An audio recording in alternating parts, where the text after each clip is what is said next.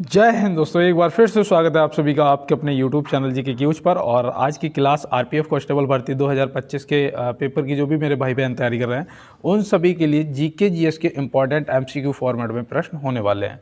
और मैं यहाँ पे आपको बता दूं, डेली हम लोग शाम को 8:30 बजे जुड़ते थे, है ना, लाइव क्लास करते थे और सभी प्रश्नों को बढ़िया तरीके से करते थे। लेकिन अभी ये थोड़ा सा क्लास नहीं हो पा रहा है क्योंकि यहाँ पे नेटवर्क का इशू आ रहा है।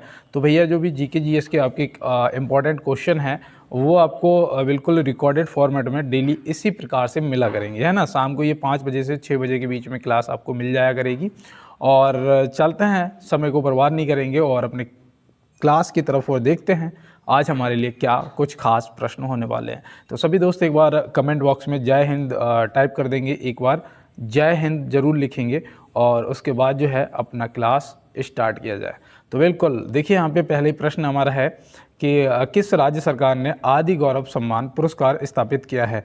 तो भैया किस राज्य सरकार ने आदि गौरव सम्मान पुरस्कार जो है वो स्थापित किया है। तो यहाँ पे आपका जो राइट आंसर है वो क्या हो जाएगा। और ये करंट से संबंधित प्रश्न हैं आपके, तो याद रखना भैया यहाँ पे 2023 से लेके 2025 तक के करंट अफेयर के भी क्वेश्चन आपको देखने के लिए इंपॉर्टेंट मिलेंगे।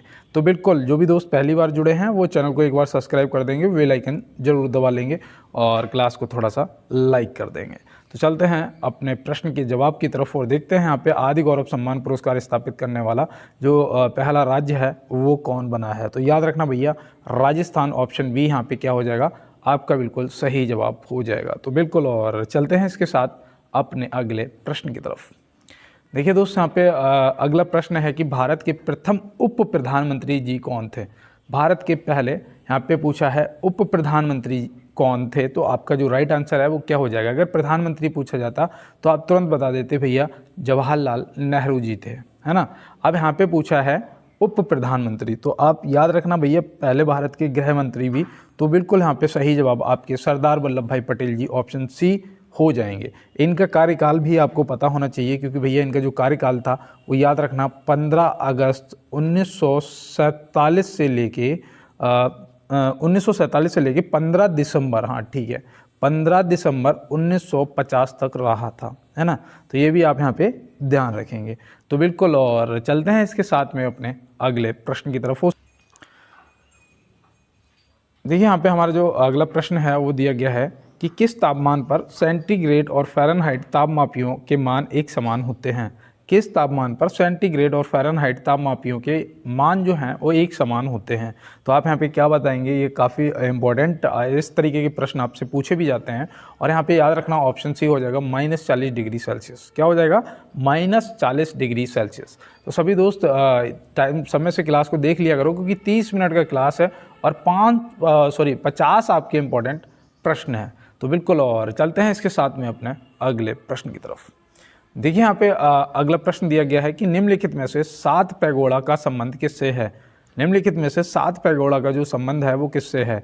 मैं आपको बताऊं, यहाँ पे ये पुराना नाम था, है ना, ये पुराना नाम था किसका, महाबलीपुरम, ऑप्शन बी। किसका, महाबलीपुरम, ऑप्शन बी यहाँ पे क्या हो जाएगा आपका दोस्त, बिल्कुल राइट आंसर हो जाएगा। तो चलते हैं इसके साथ में अपने अगले प्रश्न की तरफ। और मैं आपको बता दूं, आप सभी दोस्त कमेंट किया करो, आप लोग कमेंट नहीं करते हो, आंसर अपना जो है वो कमेंट बॉक्स में बताया करो। और कल से मैं आपका जो कमेंट है वो क्लास के स्टार्टिंग में ही लगा दिया करूँगा, है ना, सभी का नाम, क्योंकि मुझे ऐसा अच्छा लगता है कि दोस्त उन्हें लगता है कि भैया ने हमारा कमेंट देखा है ना। तो बिल्कुल दोस्त सभी का कमेंट में लगाया करूँगा। और देखो यहाँ पर प्रश्न दिया है कि नेटवर्क रेडिनेंस इंडेक्स NRI, है ना, नेटवर्क रेडिनेंस इंडेक्स 2024 में भारत का कौन सा स्थान है। तो भैया देखो, ये आप याद रखना, ये 2024 के करंट से संबंधित प्रश्न है और ये इंपॉर्टेंट मुझे लगा तो मैंने यहाँ पे ऐड भी करा है। और याद रखना यहाँ पे आंसर अगर आप 49वां स्थान ऑप्शन सी को कर रहे हो तो बिल्कुल सही जवाब है। और यहाँ पे एक चीज़ याद रखना, जो ये 60वां स्थान था ये पता कब था, तो याद रखना भैया ये 2023 में था। कब था, 60वें स्थान पे 2023 में था। और 24 में पूछेगा तो 49वें स्थान पे आप ध्यान रखेंगे। टोटल कितने देश इसमें होते हैं तो वो भी याद रखना भैया 133 देशों में से, है ना, कितने, 133 देशों में से। तो ये भी आप यहाँ पे ध्यान रखेंगे। चलते हैं इसके साथ में अपने अगले प्रश्न की तरफ। देखिए दोस्त, यहाँ पे अगला प्रश्न है कि निम्नलिखित में से झूमर नृत्य किस राज्य से संबंधित है। कौन सा, झूमर नृत्य, झूमर नृत्य अब इसमें पता है यहाँ पे थोड़ा सा कन्फ्यूजन होगा, कुछ दोस्त कहेंगे भैया ये तो हरियाणा से संबंधित है, तो इनमें से जो है ऑप्शन डी हमारा सही होगा। लेकिन मैं आपको बता दूं, याद रखना भैया असम से भी संबंधित है। ऑप्शन बी यहाँ पे असम जो है असम की आदिवासी जनजाति है ना, आदिवासी जनजातियों द्वारा मनाया जाता है, तो किया जाता है नृत्य, तो ये आप ध्यान रखेंगे, ठीक है ना। और हरियाणा अगर आप सोच रहे थे तो बिल्कुल भैया आपका हरियाणा भी यहाँ पे ऑप्शन सही हो जाएगा, तो इतना ध्यान रखना। जैसे कि यहाँ पे आपको अरुणाचल प्रदेश दिया है, तो अरुणाचल प्रदेश से याद रखना भैया आपका जो मुखौटा है वो तो आपसे पूछा ही जाएगा, है ना। मुखौटा नृत्य जो है वो तो आपसे पूछा ही जा सकता है। और एक नृत्य और याद रखना, छालू। कौन सा दोस्त? छालू नृत्य। तो ये भी आप यहाँ पे देखो ध्यान रखना, छालू। और लक्षद्वीप से अगर कोई आपको याद आ रहा हो तो आप कमेंट बॉक्स में बताओ। और मैं यहाँ पे एक आपको बताता हूँ, लावा नृत्य। कौन सा? लावा नृत्य।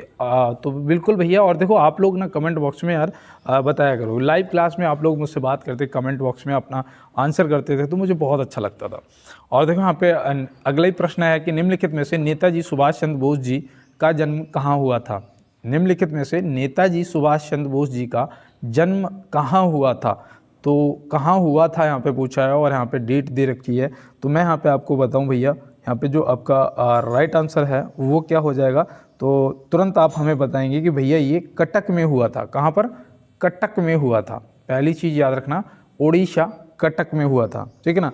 अब यहाँ पे ये कब हुआ था? तो ये हुआ था 23 जनवरी 1897। 23 जनवरी 1897, ऑप्शन सी यहाँ पे ये भी आपका सही जवाब हो जाएगा, क्योंकि यहाँ पे डेट दे रखी है और स्थान पूछा है प्रश्न में। तो याद रखना भैया उड़ीसा कटक आपका सही जवाब होगा। 23 जनवरी 1897 को हुआ था।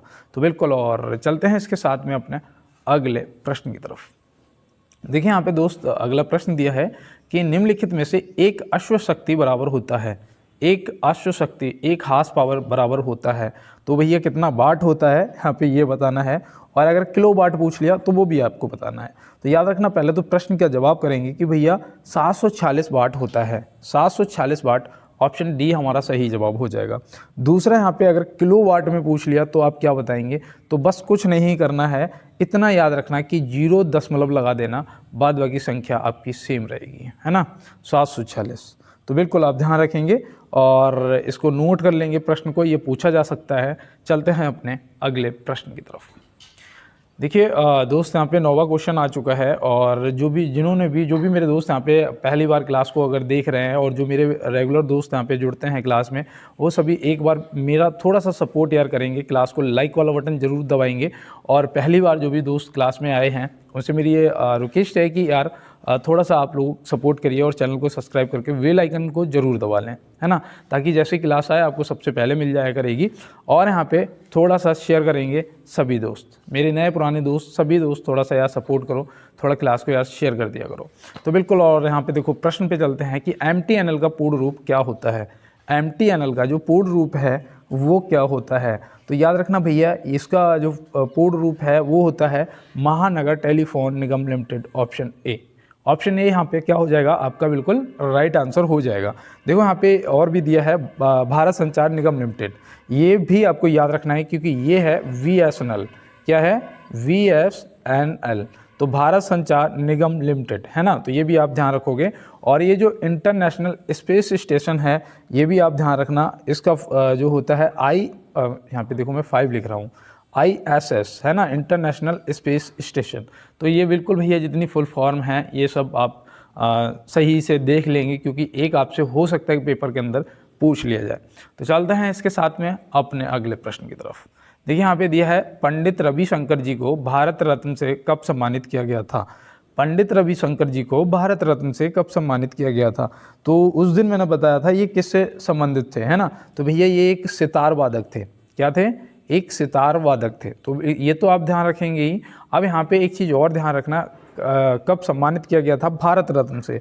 तो आप तुरंत बताएंगे भैया 1999, ऑप्शन सी यहाँ पे क्या हो जाएगा हमारा, बिल्कुल प्रश्न का जवाब 1999 सी जो है सही जवाब हो जाएगा। इन्हें पद्म भूषण से भी सम्मानित किया गया था 1967 में। कब? 1967। यहाँ पे याद रखना, ये देखो ऑप्शन 1 दिया भी है। तो पद्म भूषण से और पद्म विभूषण से भी सम्मानित किया गया था 1981 में। तो ये भी आप ध्यान रखेंगे, ठीक है ना। पद्म विभूषण 1981 और पद्म भूषण 1967 और भारत रत्न 1999 है ना, 1999। तो बिल्कुल, और चलते हैं इसके साथ में अपने अगले प्रश्न पे। देखो यहाँ पे दोस्त दिया है, सेबी ने हाल ही में कौन सा नया डिजिटल प्लेटफॉर्म लॉन्च किया है। सेबी यहाँ पे आपसे पूछा जा रहा है, और सेबी के बारे में मैंने कल आपको बताया भी था क्लास में। और यहाँ पे याद रखना भैया, ये आपके करंट से संबंधित प्रश्न है। तो सेबी द्वारा एक नया जो डिजिटल प्लेटफॉर्म लॉन्च किया गया है वो है मित्रा। तो ऑप्शन ए यहाँ पे क्या हो जाएगा आपका, बिल्कुल राइट आंसर हो जाएगा। अब यहाँ पे अगर स्थापना की बात करें तो कब हुई थी, तो ये कल ही बताया था कि भैया 12 अप्रैल 1988, यहाँ 12 अप्रैल 1988 में हुई थी। तो ये आप ध्यान रखेंगे। और इसका जो मुख्यालय है वो है मुंबई में, जिसे भारत की आर्थिक राजधानी भी कहते हैं, है ना, मुंबई को। तो बिल्कुल आप ध्यान रखेंगे। और चलते हैं इसके साथ में अपने अगले प्रश्न की तरफ। देखिए दोस्त, यहाँ पे प्रश्न दिया है, निम्नलिखित में से लक्ष्मी नारायण शास्त्री किस नृत्य से संबंधित हैं। निम्नलिखित में से लक्ष्मी नारायण शास्त्री किस नृत्य से संबंधित हैं। तो आप यहाँ पे क्या बताएंगे। याद रखना बेटा, यहाँ पे जो आपका राइट आंसर है ऑप्शन सी हो जाएगा, कुचिपुड़ी। कुचिपुड़ी किस राज्य से संबंधित है, तो भैया आंध्र प्रदेश से। आंध्र प्रदेश भाषा के आधार पर 1953 में बनने वाला पहला राज्य था, है ना, ये भी आपको बिल्कुल पता है। और देखो यहाँ पे आपसे और भी नाम पूछे जा सकते हैं, जैसे कथकली से उदय शंकर जी को याद रखना है ना, उदय शंकर जी को जो है कथकली से याद रखोगे। और यहाँ पे उड़ीसी नृत्य से अगर आपसे पूछ लिया गया तो उड़ीसी नृत्य से आप सोनल मान सिंह, है ना, सोनल मान सिंह को याद रखेंगे, ठीक है ना। और यहाँ पे कथक से आपके विरजू महाराज हो जाएंगे, लक्षु महाराज हो जाएंगे, और अच्छन महाराज हो जाएंगे। देखो एक ट्रिक है कि नाम के पीछे अगर किस्मत अच्छी हुई और महाराज लिखा हुआ दिख गया और आपको नहीं पता है तो आपका जवाब कथक लगभग 99% सही हो जाएगा, ठीक है ना। तो बिल्कुल, और चलते हैं इसके साथ में अपने अगले प्रश्न की तरफ। देखिए यहाँ पे दोस्त दिया है, निम्नलिखित में से संगठन रेड क्रॉस का मुख्यालय कहाँ स्थित है। रेड क्रॉस का मुख्यालय यहाँ पे आपसे पूछा जा रहा है, तो आप क्या बताएंगे।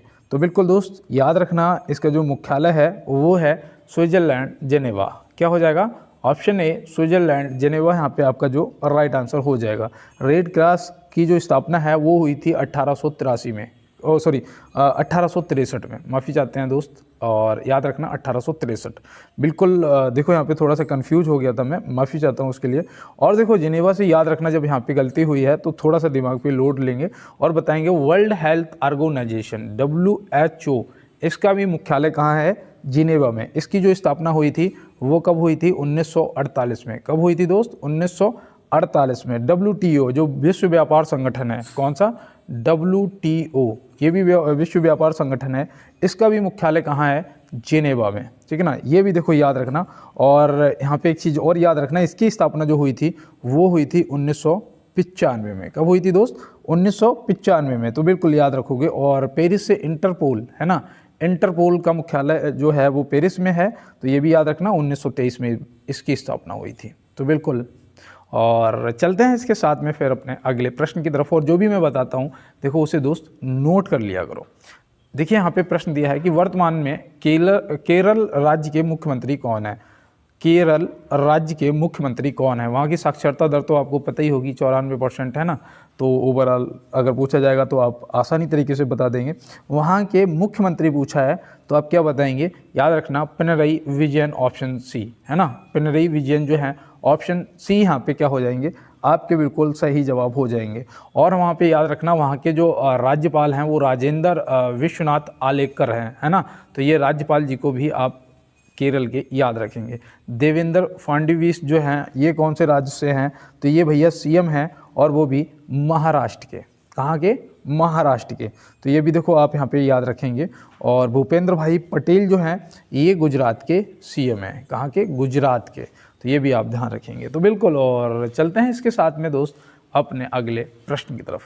देखिए आप किसी भी एग्ज़ाम की, ख़ास तौर पे यहाँ पे तो अभी ये RPF के लिए चल रहा है, लेकिन आप किसी भी एग्ज़ाम की अगर तैयारी कर रहे हैं तो भैया ये GS की क्लास, ये GK की क्लास आपके लिए काफ़ी इम्पोर्टेंट होने वाली है ना। और मैं आपको बता दूं, शाम को मैं कोशिश करूंगा आज 8:30 बजे सभी दोस्त लाइव जुड़ना, क्योंकि मैं सोच रहा हूं कि पेपर अब नज़दीक है। करंट अफेयर के 20 क्वेश्चन और अलग से कर लेंगे, है ना। मैं देखूंगा जो बेहतर क्वेश्चन मुझे लगेंगे। 20 क्वेश्चन लेके शाम को मिलते हैं। तो 8:30 बजे एक बार आप सभी जुड़ना ना भूलें। और वो लाइव क्लास होगी, ठीक है ना। और ये आपका रिकॉर्डेड क्लास आपको मिलता रहेगा। और देखो हाँ दिया है कि निम्नलिखित में से शुष्क बर्फ का रासायनिक नाम क्या है? शुष्क बर्फ का रासायनिक नाम आपसे यहाँ पे पूछा जा रहा है। तो आप क्या यहाँ पे याद रखना बेटा, क्या हो जाएगा? ठोस carbon dioxide, option A. Option A ठोस कार्बन डाइऑक्साइड क्या हो जाएगा? आपका बिल्कुल सही जवाब हो जाएगा। मीथेन जो है ये आप याद रखना, ये मार्स गैस का है। किसका रासायनिक नाम है? मार्स गैस का। ये मीथेन गैस जो है याद रखना भैया, धान की खेत से भी निकलती है। देखो ये पेपर में पूछ लिए जाते हैं। गाय की जुगाली करने से भी निकलती है ना। ये आपको ध्यान में रखना है, आपसे पूछे जा सकते हैं। और इसे मार्स गैस बोलते हैं, तो ये भी याद रखना। ड्यूटेरियम ऑक्साइड जो है वो तो आपको पता ही होगा भैया, भारी जल, है ना। किसका रासायनिक नाम है? भारी जल, D2O, है ना। तो ऐसे आप ध्यान रखेंगे, आपसे अगर पेपर में पूछे जाएंगे तो आप बहुत ईजी तरीके से बता पाएंगे। तो चलते हैं दोस्त इसके साथ में अपने अगले प्रश्न पे। देखो यहाँ दिया है, हाल ही में यात्रा और पर्यटन विभाग सूचकांक 2024 में भारत का स्थान क्या है? देखिए भैया यहाँ पे पूछा है travel and tourism development index 2024। तो भैया यहाँ पे स्थान बताना है और ये करंट से संबंधित आपका प्रश्न है। तो यहाँ पे जो आपका राइट आंसर है वो हो जाएगा 39वां स्थान। क्या आपने ऑप्शन ए को ही टिक करा है? ईमानदारी से आप कमेंट बॉक्स में बताएंगे। 39वां स्थान यहाँ पे सही जवाब हो जाएगा। और भैया ये 119 देशों के बीच में होता है ना। टोटल कितने देश हैं इसमें? 119 देश, जिसमें से 39वां स्थान अपने प्यारे भारत का है। तो बिल्कुल, और चलते हैं इसके साथ में दोस्त अपने अगले प्रश्न की तरफ। देखिए यहाँ पे मित्र अगला प्रश्न दिया गया है कि निम्नलिखित में से टाका जिसे बोलते हो सोल्डर किसका मिश्र धातु है? तो भैया सोल्डर जो है वो किसका मिश्र धातु है? तो आप यहाँ पे क्या बताएंगे? देखिए आप लोग साइंस के क्वेश्चनों के लिए ज़्यादा कहते हैं, आज की क्लास में आपको साइंस के भी क्वेश्चन बराबर मिलने वाले हैं। तो यहाँ पे याद रखना, पहले तो जो आपका सही जवाब है वो टिन और सीसा हो जाएगा। ऑप्शन सी क्या हो जाएगा? टिन और सीसा यहाँ पे आपका सही जवाब हो जाएगा। देखो भैया तांबा और टिन जो है ये किसका मिश्र धातु होता है? मतलब ये जो कांसा होता है ये भैया तांबा और टिन का, ठीक है ना। जो कांसा होता है वो तांबा और टिन का मिश्र धातु होता है। तो ये भी आप याद रखोगे। और यहाँ पे जो तांबा और जस्ता दिया है, तो तांबा और जस्ता जो है ये पीतल का होता है। हाँ ठीक है, किसका होता है? पीतल का होता है। तो ये भी याद रखना। और जो लोहा और कार्बन है ये स्टील का होता है। तो ये भी आप ध्यान रखेंगे। तो बिल्कुल नोट करते हुए चलना है दोस्त, और चलते हैं अपने अगले प्रश्न पे। उससे पहले देखो 17वां प्रश्न है और मुझे लगता है ये मेरे बहुत ज़्यादा फेवरेट नंबर है मेरे लिए। तो मैं यहाँ पे रुक के एक बार ये जरूर कहूँगा, हो सकता है मेरी ज़बान पे माँ सरस्वती विराजमान हो। जो भी दोस्त इस टाइम मेरी आवाज़ को सुन रहे हैं, आप सभी को 100% इस बार सफलता मिलेगी। 100% आपका मिशन वर्दी जो है दोस्त पूरा हो जाएगा। और यही कहूँगा कि परों को खोल जमाना उड़ान देखता है, जमी पे बैठ के क्या आसमान देखता है ना। तो बिल्कुल दोस्त, और इस बार आपका सिलेक्शन होना पक्का है। और चलते हैं अपने अगले प्रश्न पे। देखिए यहाँ पे दिया है निम्नलिखित में से भारत में स्थित पर्वत है। यहाँ पे बताना है भैया कि इनमें से कौन सा भारत में स्थित पर्वत है। तो आप यहाँ पे जो आपका राइट आंसर है वो क्या होगा, थोड़ा सा विचार करिए और इसका जो जवाब है कमेंट बॉक्स में जरूर बताइए। और यहाँ पे आपका नंगा पर्वत जो है वो क्या हो जाएगा? नंगा पर्वत, ऑप्शन ए जो है वो सही जवाब हो जाएगा। इसकी ऊंचाई भी याद रखना बेटा, 8126 मीटर है। कितनी? 8126 मीटर है। आपने अगर अन्नपूर्णा को लगाया है तो भैया याद रखना ये नेपाल में है। नेपाल में आपका वो भी तो है, माउंट एवरेस्ट दुनिया का सबसे ऊंचा पर्वत है ना। तो वो तो याद रखोगे ही, 8848 मीटर उसकी ऊंचाई होती है। लेकिन इसकी भी रखना याद, 8091 मीटर है। कितनी? 8091 मीटर है। तो बिल्कुल माउंट ब्लैक जो है ये कहाँ पर स्थित है? तो माउंट ब्लैक है इटली में। कहाँ पर दोस्त? इटली में स्थित है। तो ये भी याद रखना, इसकी जो ऊंचाई है वो है 4808 मीटर। 4808 मीटर इसकी इटली में जो माउंट ब्लैक है इसकी ऊंचाई है। राकापोसी जो है ये भैया पाकिस्तान में पड़ता है ना, पाकिस्तान में आ जाता है। तो याद रखना यहाँ पे इसकी है 7788 मीटर, है ना। तो यहाँ पे जो भी मैंने जितने भी पर्वत बताए, जो भी उनकी ऊंचाई बताई, आप इनको विशेष रूप से ध्यान रखेंगे और स्क्रीनशॉट ले लेंगे, नोट कर लेंगे। चलते हैं अपने फिर अगले प्रश्न पे। तो यहाँ पे दोस्त दिया है कि दूरदृष्टि दोष दूर करने के लिए किस लेंस का प्रयोग किया जाता है? दूरदृष्टि दोष दूर करने के लिए किस लेंस का प्रयोग किया जाता है? देखो कितना अच्छा क्वेश्चन बना है। अब दूरदृष्टि दोष का मतलब होता है कि पास की चीज़ें नहीं दिखती, अपोजिट होता है, ऐसे ध्यान रखना, है ना। तो पास की चीज़ें नहीं दिखती हैं और इसे दूर करने के लिए किसका उपयोग किया जाता है? तो भैया किया जाता है उत्तल का। किसका? उत्तल लेंस, ऑप्शन बी। और अगर यहाँ पे निकट दृष्टि दोष होता तो उसके लिए अवतल, है ना। निकट दृष्टि दोष होता तो उसके लिए अवतल लेंस का प्रयोग किया जाता है। तो आप ध्यान रखेंगे और चलते हैं इसके साथ में अपने अगले प्रश्न की तरफ। और यहाँ पे याद रखना लेंस के साथ में दर्पण और लिखा होगा। जब आँख की बात होगी तो लेंस पे फोकस करना, नहीं तो दर्पण भी कभी कभी जल्दबाजी में गलत हो जाता है। तो यहाँ पे देखो दिया है निम्नलिखित में से कौन सा अर्धचालक होता है, निम्नलिखित में से कौन सा अर्धचालक होता है। तो आप यहाँ पे क्या बताएंगे, तो याद रखना भैया सिलिकॉन, जर्मेनियम और कैडमियम सल्फाइड, मतलब ऑप्शन डी यहाँ पे ये सभी जो है क्या हो जाएगा, सही जवाब हो जाएगा। और मैं सही कह रहा हूँ कि पेपर के अंदर क्या होता है, थोड़ा सा हमें डर लगता है ना, थोड़ा सा हमें डर लगता है। और कहते हैं ना कि डर से बड़ा कोई वायरस नहीं और हिम्मत से बड़ा कोई वैक्सीन नहीं, है ना। तो बिल्कुल डरना नहीं है, बिल्कुल रिलैक्स मोड में जाना है। 2 मार्च से 20 मार्च तक पेपर चलेगा, आराम से अपना पेपर दे के आना और मेरिट लिस्ट में नाम देखना। तो बिल्कुल और सिलेक्शन हो जाएगा इस बार, बस तैयारी कर लो 1600 मीटर दौड़ की। कितनी?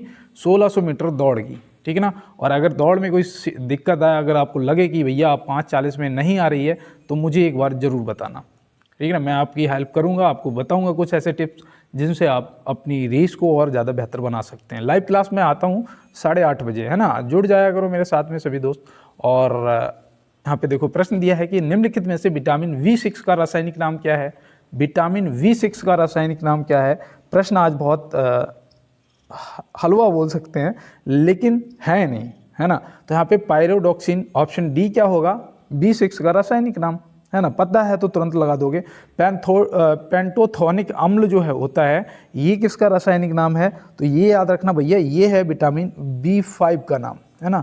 और नियासिन तो मुझसे पहले आप कमेंट बॉक्स में टाइप कर देंगे कि भैया जो नियासिन आप बता रहे हो वो है V3 का नाम, किसका, B3 का। और जो थायमीन है भैया, ये किसका नाम है, तो ये भैया विटामिन B1 का नाम है। तो बिल्कुल देखो यहाँ पे जो भी मैंने बताया है आप नोट कर लेंगे, स्क्रीनशॉट ले लेंगे। और चलते हैं इसके साथ में अपने अगले प्रश्न पे। देखिए यहाँ पे दोस्त दिया है, हाल ही में फायस सागर झील का नाम बदलकर क्या कर दिया गया है। ये हाल ही वाले कुछ ज़्यादा ही खतरनाक होते हैं भैया, ये प्रश्न खास तौर पे देख लिया करो। और यहाँ पे फायस सागर झील का नाम पूछा गया है, तो आप यहाँ पे क्या बताएंगे। तो बिल्कुल भैया याद रखना, यहाँ पे आपका right answer option B Barud सागर हो जाएगा। क्या हो जाएगा, बरूड़ सागर हो जाएगा। और ये आपको पता है ये राजस्थान के कहाँ पर स्थित है। देखो राजस्थान तो मैं चलो बोल गया, और राजस्थान में याद रखना भैया ये पड़ता है अजमेर में। कहाँ पर, अजमेर में। तो बिल्कुल आप ध्यान रखेंगे और ये करंट से संबंधित है। चलते हैं अपने अगले प्रश्न की तरफ।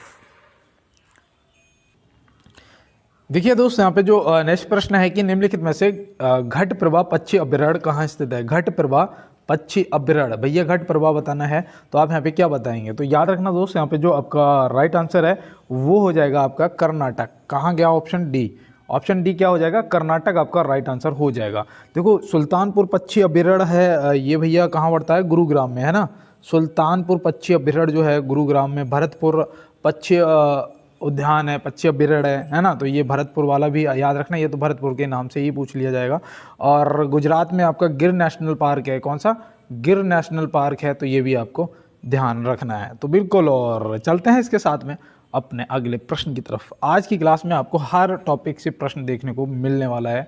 और यहाँ पे देखो दिया है कि मानव शरीर की कुल कितनी अस्थियाँ होती हैं, मानव शरीर में कुल कितनी अस्थियाँ होती हैं। तो भैया मानव शरीर में याद रखना दोस्त, यहाँ पे जो आपका सही जवाब है वो बहुत ईजी है, और 206 है ना। कहते हैं ना कि मैं तेरी 206 की 206 हड्डियाँ तोड़ दूंगा। तो ऑप्शन बी याद रखना, 206 की 206 हड्डियाँ हो गई। तो यहाँ पे 300 हड्डियों के लगभग जो नवजात शिशु होता है ना, नवजात बालक होता है, उसमें हड्डियाँ होती हैं। तो ऐसे याद रखना, देखो 300 होती हैं, ठीक है ना, और मानव में 200 होती हैं। तो यहाँ पे आप 206 होती हैं, है ना। तो ये आप याद रखना। और कशेरुकाओं की जो संख्या होती है वो होती है 33। कितनी, कशेरुकाओं की जो संख्या होती है वो होती है 33। और यहाँ पे जो 600 से प्लस लगभग आप याद रखना पेशियों की संख्या होती है, जो कहते हैं ना पेशी। तो पेशियों की संख्या जो है वो लगभग 600 प्लस होती है, 640 641 के लगभग। तो ऐसे याद रखना। और चलते हैं इसके साथ में अपने अगले प्रश्न की तरफ। देखिए यहाँ पे दोस्त अगला प्रश्न दिया गया है कि निम्नलिखित में से पुस्तक सत्यार्थ प्रकाश के लेखक कौन है। सत्यार्थ प्रकाश के लेखक कौन है। अब ये पुस्तक कई दोस्तों ने तो पहली बार नाम सुना होगा, लेकिन मैं यहाँ पे आपको बता दूँ, यहाँ पे सही जवाब जो है स्वामी दयानंद सरस्वती जी, ऑप्शन सी क्या हो जाएंगे, सही जवाब हो जाएंगे। यह आर्य समाज का एक प्रमुख ग्रंथ है। इसे साल 1875 में प्रकाशित किया गया था, है ना, ऐसे याद रखना। इसे लिखा गया था हिंदी में, तो बिल्कुल आप ध्यान रखेंगे भैया, है ना, हिंदी में लिखा गया था 1875 में स्वामी दयानंद सरस्वती जी द्वारा। तो बिल्कुल, और चलते हैं इसके साथ में अपने अगले प्रश्न की तरफ। देखिए आज सॉरी, यहाँ पे मुझे ऐसा नहीं लगता कि कोई वॉइस वगैरह का इशू आता हो, है ना। ये रिकॉर्डेड क्लास बिल्कुल ठीक चलता है। लाइव क्लास में बहुत समस्याएं आती हैं, हो ही नहीं पाती, कभी कभी क्लास ब्लॉक हो जाती है, बंद हो जाती है। तो भैया इसलिए ये देखो, आपका पढ़ाई बहुत ज़्यादा ज़रूरी है, और मेरा भी जो मैंने पढ़ा है वो आपके साथ में जो रिवीजन कर रहा हूँ वो भी बहुत ज़्यादा ज़रूरी है ना। तो इसलिए रिकॉर्डेड ही सही, पर बिल्कुल सही होना चाहिए। देखो यहाँ दिया है, निम्नलिखित में से कंचनजंगा राष्ट्रीय उद्यान कहाँ स्थित है। कंचनजंगा यहाँ पे आपसे पूछ लिया गया है, तो आप क्या बताएंगे। तो याद रखना यहाँ पे दोस्त, ऑप्शन ए सिक्किम क्या हो जाएगा, आपका बिल्कुल सही जवाब हो जाएगा। कंचनजंगा पूछा है ना, सिक्किम तुरंत आपको बताना है। और यहाँ पे याद रखना भैया, जिम कॉर्बेट जो आपका है वो उत्तराखंड में है भैया। कहाँ पर, जिम कॉर्बेट नेशनल पार्क जो आपका है उत्तराखंड में है। और यहाँ पे उड़ीसा में बताओ कौन सा है, अगर कोई याद आ रहा हो तो मुझे बताओ थोड़ा सा, नहीं तो ये नोट करो, नंदन कानन, है ना, नंदन कानन। और दूसरा आपका वो है सिमलीपाल, है ना, सिमलीपाल। तो सिमलीपाल और नंदन कानन राष्ट्रीय उद्यान आप याद रखेंगे। राजस्थान में आपका रणथंभौर है, ये भी देखो याद रखेंगे। और चलते हैं फिर इसके साथ अपने अगले प्रश्न की तरफ। देखिए सुन भी लिया करो ना, अगर आपकी कैचिंग पावर अच्छी है ना तो आप सुन भी लेंगे तो भी आपको याद रहेगा। देखो हाँ दिया है, किस अनुच्छेद में धर्म जाति जन्म स्थान के आधार पर विभेद नहीं है। तो बताओ किस अनुच्छेद में धर्म जाति जन्म स्थान के आधार पर विभेद नहीं है। तो संविधान से तो एक स्पेशल क्लास हम लोग कर चुके हैं, उसके बाद भी मैं आपको जो भी होता है यहाँ पे भी बताता हूँ क्लास में, क्योंकि ये मुझे पता है ये टॉपिक फिक्स है और यहाँ से पूछा जा सकता है। तो ऑप्शन ए अनुच्छेद 15 आप ध्यान रखेंगे। अनुच्छेद 18 जो आपका है उपाधियों का अंत दिया गया है। 17 में आपके अस्पृश्यता उन्मूलन से संबंधित है ना। और यहाँ पे 27 जो है इसमें दिया गया है कि जो सिख धर्म के लोग होते हैं वो जो कृपाण धारण करते हैं ना, यहाँ कमर में कृपाण धारण, वो जो है अनुच्छेद 27 में दिया गया है, तो वो भी याद रखना। अनुच्छेद 32 जो है वो संवैधानिक उपचारों का अधिकार दिया गया है, तो ये भी आप ध्यान रखेंगे। तो बिल्कुल, और चलते हैं इसके साथ में अपने अगले प्रश्न की तरफ। देखिए यहाँ पे दोस्त नेक्स्ट प्रश्न दिया है कि हाल ही में किस बुल्गारिया में भारत के नए राजदूत के रूप में किसे नियुक्त किया गया है। तो यहाँ पे यही तो किस हो गया ना, किस ने, ये होना ही नहीं चाहिए था, है ना। यहाँ पे प्रश्न में ये होना ही नहीं चाहिए था, यहाँ पे लिखा होना चाहिए था कि हाल ही में बुल्गारिया में भारत के नए राजदूत किसे नियुक्त किया गया है। अब ये बिल्कुल ठीक बन गया है ना। यहाँ पे ये जो किसे लिखा है ये गलत लिखा है, तो यहाँ पे याद रखना भैया किसे नियुक्त किया गया है, ये करंट से संबंधित आपका प्रश्न है, और वो है अरुण कुमार साहू, ऑप्शन ए। कौन, ऑप्शन ए अरुण कुमार साहू यहाँ पे बिल्कुल सही जवाब हो जाएगा। इंग्लिश में आप अपना सही कर लेना क्वेश्चन, और हिंदी में मैंने यहाँ पे सही कर दिया है। तो बिल्कुल, और चलते हैं इसके साथ में अपने अगले प्रश्न पे। देखो हाँ दिया है कि ऑक्सीकरण वह प्रक्रिया है जिसमें हानि होती है। ऑक्सीकरण वह प्रक्रिया है जिसमें हानि होती है। किसकी होती है, न्यूट्रॉन की, प्रोटॉन की, इलेक्ट्रॉन की, या इनमें से कोई नहीं। तो याद रखना भैया ये एक रासायनिक अभिक्रिया होती है और इसमें इलेक्ट्रॉनों की हानि होती है। ऑप्शन सी क्या हो जाएगा, इलेक्ट्रॉनों की हानि यहाँ पे आपका जो है बिल्कुल राइट आंसर हो जाएगा। तो बिल्कुल, और चलते हैं इसके साथ में अपने अगले प्रश्न पे। देखिए यहाँ पे मित्र प्रश्न दिया गया है कि किस अनुच्छेद में दिया गया है कि राज्यों के लिए एक राज्यपाल होंगे। किस अनुच्छेद में दिया गया है कि राज्यों के लिए एक राज्यपाल होंगे। तो आप यहाँ पे क्या बताएंगे। ये प्रश्न मुझे लगता है कि आपके लिए इंपॉर्टेंट है, जिनको भी पता है कमेंट बॉक्स में बताओगे, और कल मैं आपके कमेंट जो हूँ क्लास की स्टार्टिंग में ही डिस्प्ले पे लगाऊंगा, है ना। और आपका लाइव क्लास भी जो है हो सकता है कि शाम को 8:30 बजे आपका हो जाए, क्योंकि आज मैंने थोड़ा सा सिस्टम अपडेट करा है। और शाम को सभी दोस्त 8:30 बजे एक बार जुड़ना, और अगर हो गया तो 20 करंट अफेयर के इंपॉर्टेंट क्वेश्चन आपको करा दूंगा। अगर क्लास बंद भी हो जाएगी ना चलते चलते, तब भी 20 लगभग हो जाएंगे, इतना मुझे पता है ना। और यहाँ पे देखो प्रश्न का जो जवाब है कि किस अनुच्छेद में दिया गया है कि राज्यों के लिए एक राज्यपाल होंगे, तो आपका जो राइट आंसर है वो याद रखना अनुच्छेद 153 ऑप्शन ए क्या हो जाएंगे, सही जवाब हो जाएंगे। 154 में भैया क्या दिया गया है फिर, तो वो भी याद रखना बेटा, राज्यपाल की कार्यकारी शक्ति, है ना। कौन सी, राज्यपाल जी की कार्यकारी जो शक्ति है वो दी गई है अनुच्छेद 154 में। 155 में जो राज्यपाल जी हैं उनकी नियुक्ति दी गई है। क्या, नियुक्ति दी गई है, तो ये भी आप यहाँ पे ध्यान रखेंगे। तो बिल्कुल, और चलते हैं इसके साथ में अपने अगले प्रश्न की तरफ।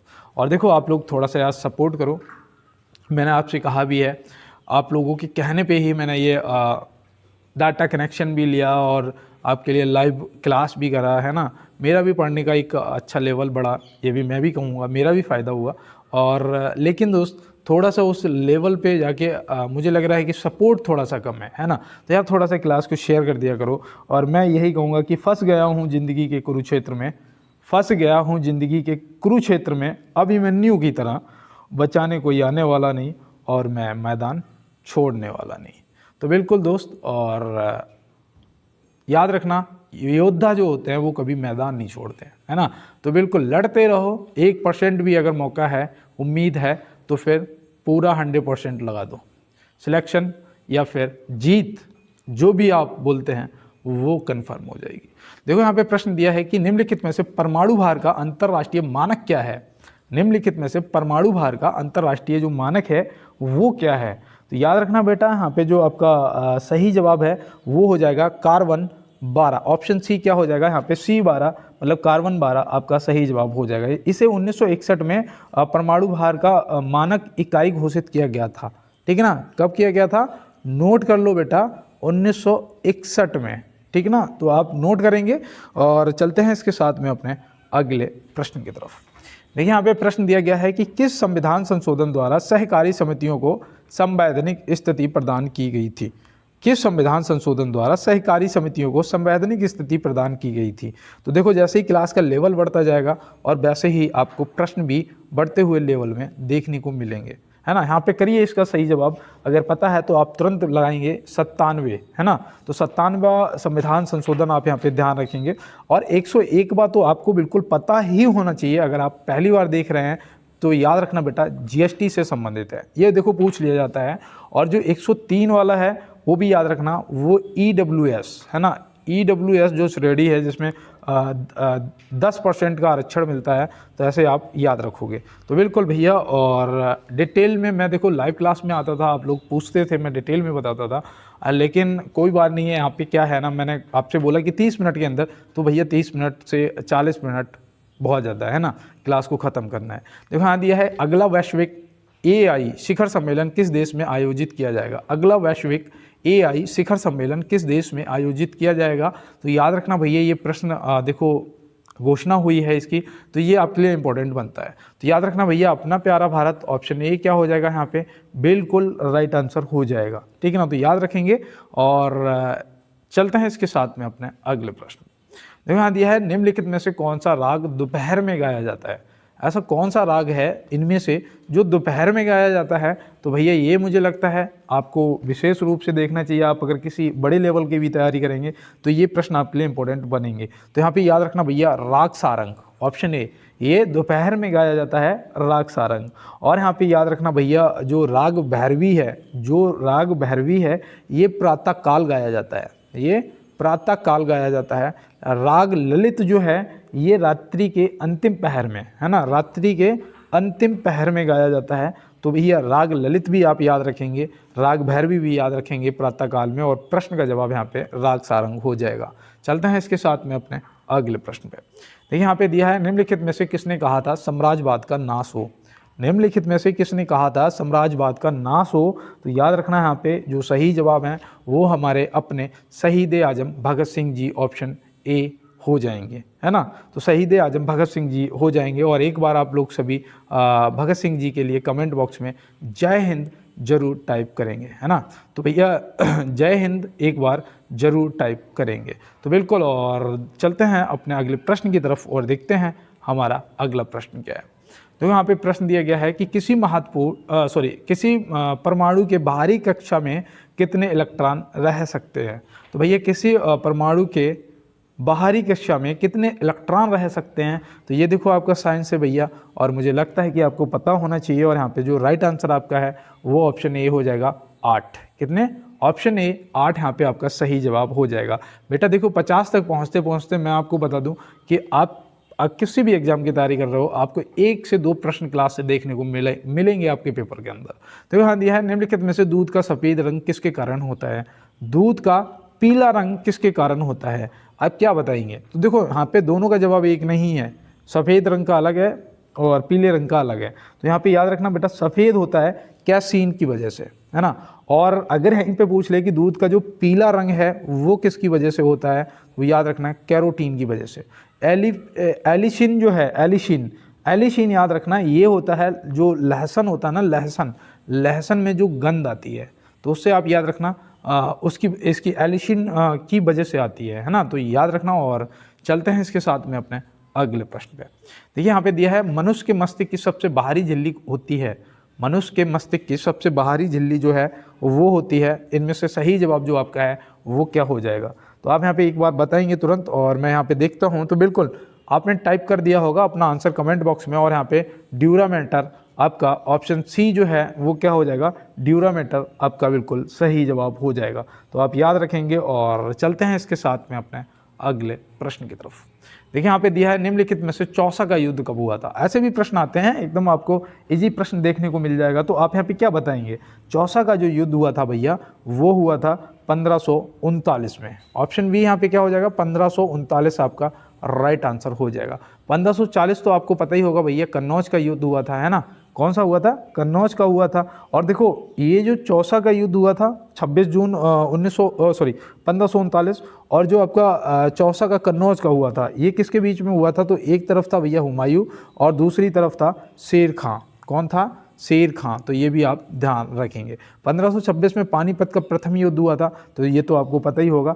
और ये भी देखो 1555, ये जो 555, 999 ये जो संख्याएं होती हैं याद रखना जरूर, ये इजी होते हैं ना याद करना। तो याद रखना भैया यहाँ पे सरहिंद का युद्ध हुआ था। कौन सा, सरहिंद का जो युद्ध है वो हुआ था, तो वो भी आप यहाँ पे ध्यान रखेंगे। तो बिल्कुल, और चलते हैं इसके साथ में अपने अगले प्रश्न पे। देखिए यहाँ पे दोस्त दिया है हाल ही में चेन्नई ओपन 2025 टेनिस का पुरुष एकल खिताब किसने जीता है। तो भैया 2025 का, है ना। डबल हैशटैग बनाऊंगा और मुझे लगता है कि आप अगर पेपर की तैयारी कर रहे हैं तो ये प्रश्न आपसे पूछा जा सकता है। तो यहाँ पे आपका जो सही जवाब है वो नाम क्या हो जाएगा, क्यारियन जैकवेट, है ना। क्यारियन जैकवेट ऑप्शन ए जो है सही जवाब हो जाएंगे। कुछ दोस्त नोवाक जोकोविच को करेंगे, लेकिन नहीं दोस्त, यहाँ पे प्रश्न का जो जवाब है ऑप्शन ए क्यारियन जैकवेट आपका सही जवाब हो जाएगा। देखो दोस्त थोड़ा सा यार सपोर्ट करो, थोड़ा सा क्लास को अपने दोस्तों के साथ में शेयर कर दिया करो, है ना। और अगर मेरे जो भी दोस्त हैं नए पुराने, तो पहले तो आप लाइक वाला बटन दबा देंगे, ये मुझे पूरा आपसे भरोसा है, उम्मीद है। और थोड़ा सा जो भी नए दोस्त मेरे साथ में आएंगे वो एक बार चैनल को सब्सक्राइब करके बेल आइकन को जरूर प्रेस करना, ठीक है ना दोस्त। और शाम को 8:30 बजे सभी दोस्त क्या करेंगे, लाइव मेरे साथ जुड़ जाएंगे, क्योंकि आप कल मैंने देखा था काफ़ी दोस्तों ने मुझे कमेंट करा, व्हाट्सएप भी करा कि भैया क्या बात है, आप लाइव आओ, आप लाइव आओ। तो बिल्कुल दोस्त मैं लाइव आऊँगा, लेकिन ये आपके लिए इंपॉर्टेंट है, आप 20 प्रश्न आपके करंट से संबंधित करूँगा कि, है ना।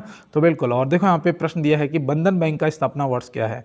बंधन बैंक का स्थापना वर्ष क्या है, तो इनमें से बंधन बैंक का स्थापना वर्ष कोई भी नहीं होगा, क्योंकि भैया जब ये फाइनली बंधन बैंक बन गया था, इससे पहले इसके नाम और भी थे।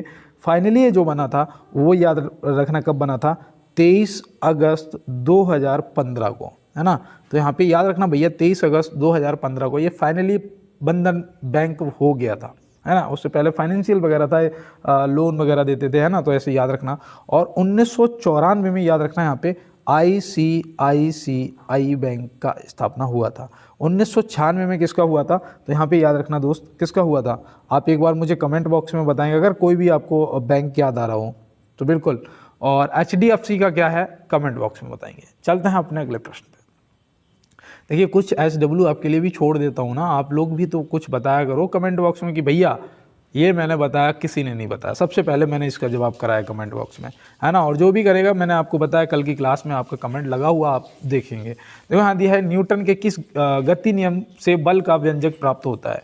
न्यूटन के किस गति नियम से बल का व्यंजक प्राप्त होता है, तो आप यहाँ पे क्या बताएंगे, याद रखना भैया यहाँ पे सही जवाब आपका द्वितीय नियम हो जाएगा। ऑप्शन बी क्या हो जाएगा, द्वितीय नियम, है ना। क्रिया के विपरीत प्रतिक्रिया, मतलब जो बंदूक होती है, तोप होती है, ये भैया तृतीय नियम, है ना। तो ये भी आप यहाँ पे ध्यान रखेंगे। तो बिल्कुल, और चलते हैं इसके साथ में अपने अगले प्रश्न पे। देखिए यहाँ पे नेक्स्ट प्रश्न है, किस राज्य सरकार ने मुख्यमंत्री परिवार समृद्धि योजना को लॉन्च किया है। ये कल की क्लास का है, कल मैंने आपको रिकॉर्डेड क्लास ये दिया था और इसका जवाब कमेंट बॉक्स में बताओगे। चलते हैं अपने अगले प्रश्न पे। देखिए यहाँ दिया है निम्नलिखित में से विधवा पुनर्विवाह को कब कानूनी मान्यता प्रदान की गई। बताइए निम्नलिखित में से विधवा पुनर्विवाह को कब कानूनी मान्यता जो है वो प्रदान की गई थी। तो यहाँ पे जो आपका राइट आंसर दोस्त है वो क्या हो जाएगा, तो याद रखना भैया बिल्कुल सही जवाब 1856 होगा। ऑप्शन बी क्या होगा, 1856 यहाँ पे सही जवाब हो जाएगा। सती प्रथा का जो अंत किया गया था वो 1829 में किया गया था, है ना। सती प्रथा का जो अंत है वो 1829 में किया गया था। यहाँ पे फ़ोन की थोड़ी सी डिस्प्ले जो है वो टूटी हुई है, जिस वजह से कुछ यहाँ पे एरर भी हो जाता है, लिखता कुछ हूँ और वो पता लगता है यहाँ पे दबा रहा हूँ यहाँ तक पहुँच जाता है ना। तो भैया इसके लिए माफ़ी चाहता हूँ। और देखो यहाँ पे दिया है केंद्रीय बकरी अनुसंधान संस्थान कहाँ स्थित है। क्या देखो पूछ लिया है, केंद्रीय बकरी अनुसंधान पूछा है और ये उत्तर प्रदेश में है। और अगर आपको पता है तो आप तुरंत बताएंगे मखदूम में है। कहाँ पर, मखदूम। ऑप्शन सी यहाँ पे तुरंत बता देंगे, आपका सही जवाब हो जाएगा। इज्जत नगर में तो भैया वो है कौन सा, मांस अनुसंधान। क्या है, मांस अनुसंधान है। लखनऊ में क्या है, तो भैया देखो है लखनऊ में दलहन अनुसंधान है ना। तो ये भी आप ध्यान रखेंगे। तो बिल्कुल, और चलते हैं इसके साथ में अपने अगले प्रश्न की तरफ। देखिए यहाँ पे प्रश्न दिया है कि वायु में ध्वनि की चाल कितनी होती है। वायु में ध्वनि की जो चाल है वो कितनी होती है, तो इनमें से आपका एक ही जवाब यहाँ पे बिल्कुल राइट 332 मीटर प्रति सेकेंड। ऑप्शन ए क्या हो जाएगा, सही जवाब हो जाएगा।